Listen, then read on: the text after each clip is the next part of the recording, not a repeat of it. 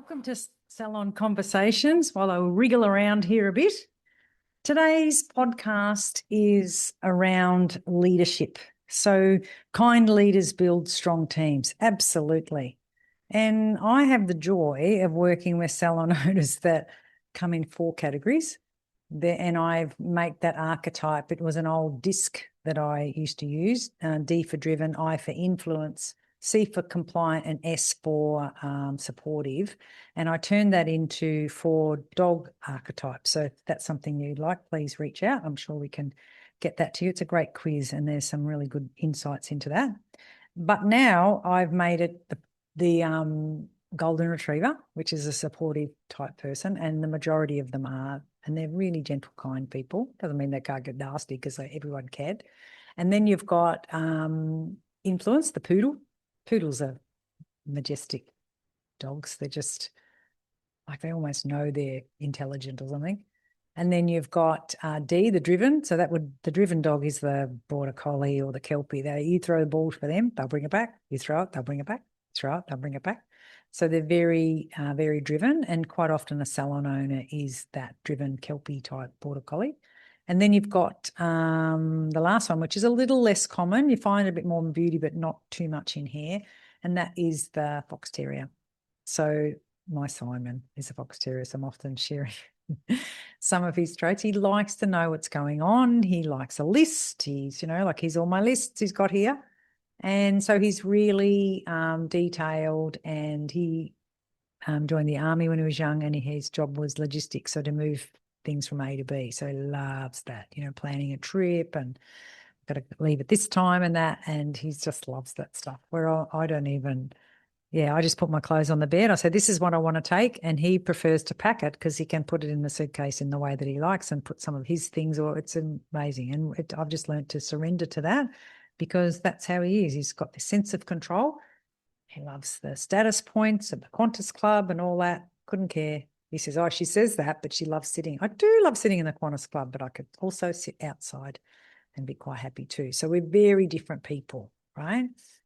So where does it come to kindness? Kindness is in every single one of us. So it doesn't mean because you're a lovely golden retriever type personality that you're more kind than someone like me. It's not, right?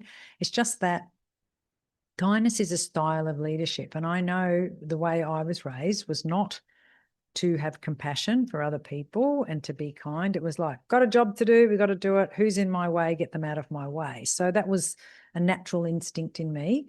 And although it's caused me terrible trouble at time, it's a wonderful skill to have. So there isn't any bad skills to have.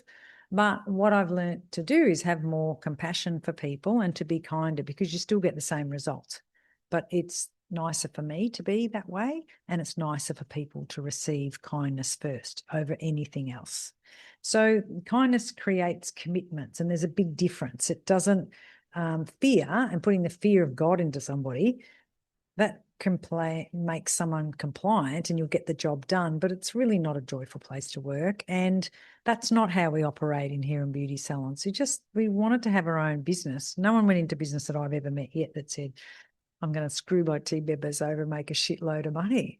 Said no one never. Like the reason we all went into business is because we wanted to create our space and look after clients in the way that we wanted to be looked after. We wanted to hire the people we wanted to work with. So it's really different to that really hard, fast, we're not producing widgets here. We're not making more of them faster at a lesser cost. We don't think like that. We think about, how do we make this lovely environment? And even though you might be a poodle who wants to have a hell of a party and has no structure, or you're a fox terrier that's all about structure, there's still an element of kindness that is required for every type of personality and every type of leader.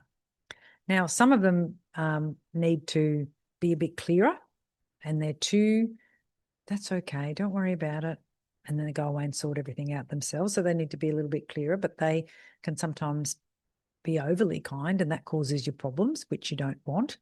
And then there's, no, you're not doing it. And there's nothing wrong with that either. But sometimes the border collie wants to not say yes, but they say, yes, it's fine.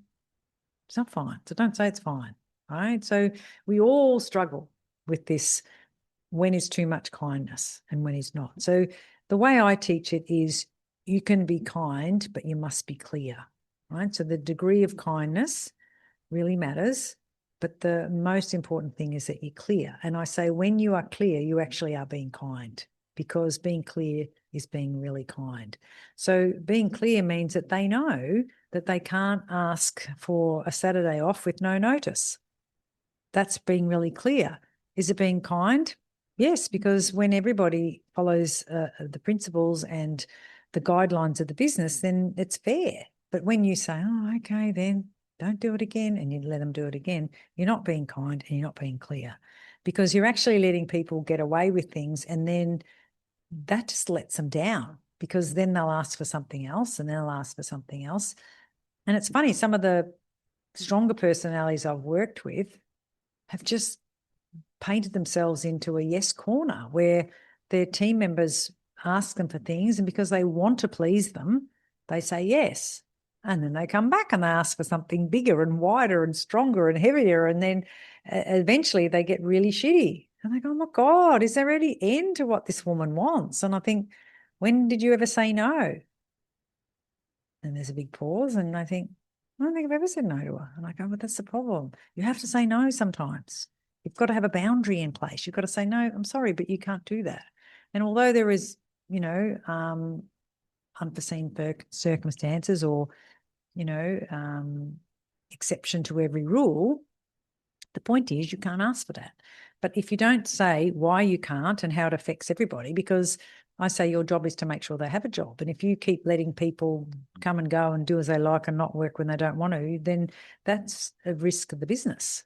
And that's not good, right? So yes, you do explain it, but you don't have to go over and over and over again. I think that, sorry, but I can't give you that. The business can't give you that. It's not you can't, it's the business can't. And when you are really clear on the boundaries, which people make some sort of guidelines and boundaries and they shove them in the third drawer and no one's ever seen them since they were made. So that's not fair. That's not being kind. We need to go through them. What are our culture points? What is it that we believe in? We believe that we don't do drama here. So when someone does drama, you say, does this sound like a drama to me? Read the culture points. Which one do you think it is? And you've got to pull them back to that, because that's being kind. It's just helping them to understand what our principles are and what our guidelines are. And when you do that, that's being really kind. It's not hard, it's kind, right? And so when you do that, then they will not come to you and ask, right? Because when you make yourself in a position where they ask and they try again, then they'll try again. I had a similar situation just recently with I purchased some land. It's not purchase, that's the wrong word. I leased some land for 25 years. And in the early part of it, they needed to put a road on it. I live in Indonesia, for those who don't know, need to put a road on it. So they haven't got the money to build the road. So could I give them? So because I said yes the first time, they came back to me again. And I said, no, that's not the deal. I just gave you 40% of the money. So actually you do have it. And I know that a road wouldn't cost that much. So I pushed them away. And then they tried again. And so, no, they didn't try again. On the third time, I didn't say, I went to the meeting, and then the chap said, could we make it a payment when it's halfway through? And I said to him, no, and I'd like you to tell him in these plain terms, do not come to me and ask me for any more money until it's completed. And when it's completed, don't come to me and show it's completed. I want you to go to this bloke, Guzray was his name, and show it to Guzray, because Guzray is the same nationality and they can speak clearly, whereas I can't. I will soon, but not yet. And I said, now you need to go to him and tell him, right? And so I'm telling Guzray this. I said, so Guzray, he's not going to come to me and say this is finished and send me a photo and ask for payment. He's going to come to you. And when you believe it's finished, 100% that I can drive into my property, then he'll have the full payment. So if he asks me when it isn't completed, I'm going to go to his boss and say that wasn't the plan. Do you want to say, yeah. I said, okay, then tell me what I said. Yes, no, I got it. I said, no, tell me what I said. And I was really clear. I wasn't mean. And he said, you said that he's not to ask you for any more payment until it's completed. and then he's not to come to you, he's to come to me, and you'll be the judge. I said, correct. So then he just said it. And so all of that conversation, and then I reckon he said about 1 or 2 words to the man. Don't ask for money, she's not giving it to you. Whatever that was, translated, and I thought, good. And I haven't heard a peep out of him. Interesting. So was I mean? No, I was clear. And being clear means that he's not going to think he's going to get the money and then I have to knock him back and he feels bad and I feel bad and all of the above. No, we're just clear. And I think that's what we don't do really well. So the first time I thought, okay, that's fine. Well, I can't remember what it was, $1,000 in advance. I said, yeah, that's fine. So I gave it to him, but then he did it again. And they can do that to you because they see me as a, wealthy white Australian woman. I'm wealthy and white. I'm wealthy in a way if I live a full and rich life, but I don't know. And then probably compared to them, I am wealthy. But the point is, I asked you to build a road. When you build it, I'll pay you. End of story. So yes, that's how it is. And I want a long-term relationship with these people because I'm going to be here, but I don't also want to be cornered by that thinking, oh, I better be nice to them. No, I'm doing everything I said. And that was the other thing I said. I said, up until now, I've given and done everything you've asked for, but that's not how it's going to go from now on. And he was fine with it. Never heard a peep out of them. So being kind, I think, is being clear. And that's how you build stronger teams. When people know the rules and they don't come to you and waste your time over things they're not allowed to have or aren't in the rule book, then it's better for you, it's better for them. I remember this is my daughter. She was 3. And I remember, I don't know why my sister asked her this. It was pretty damn cute little bugger. My sister said, who's the toughest, mum or dad? Like only a sister would ask that, her sister's child, that wouldn't they? Because she knew.